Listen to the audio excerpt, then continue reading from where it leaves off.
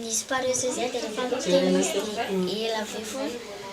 tamin'ny de qu'est-ce que je peux dire.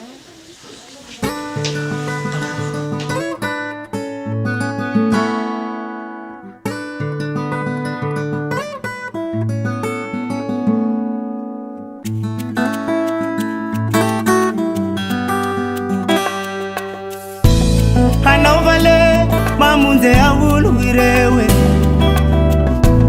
ukarakara hanao matukisha vao maru raha natawahizaye nituliki maningano fafazara hano zaiko mande hanam yangu wirewe kamya salwa hanao faminu avao maru kwaraha apya naria simisha linguko bungisha iko vautui mamesi vese atenga la fande urimbe ngandwani hamara eko si hai ngambarane fashaira ngazao siande shiheluke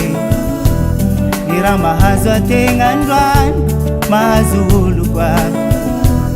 mahasharuta za ulahe si hamunu wafu la hambule hila ya vao na tauhiharise mangali wabaya basi misi antao wangila kwe mangali kulesa basi misi antao wangati kwao unitawela anonge masu wasu wajitenge kuu sekitawela gira kona usidingi kwa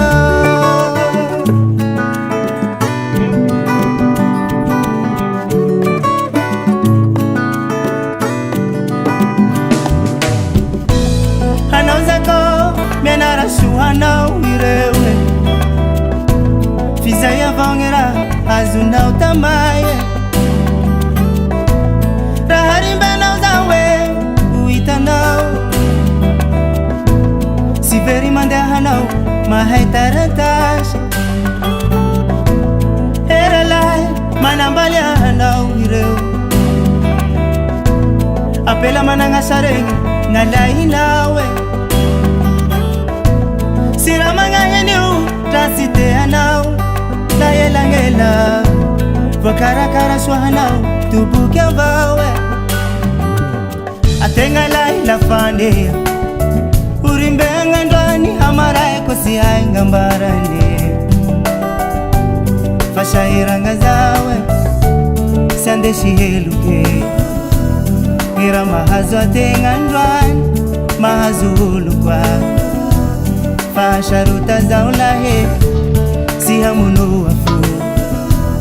La hambule hila ya vao na tauhiharise Lasimisi anao wangila kwe Mangali kulesa Lasimisi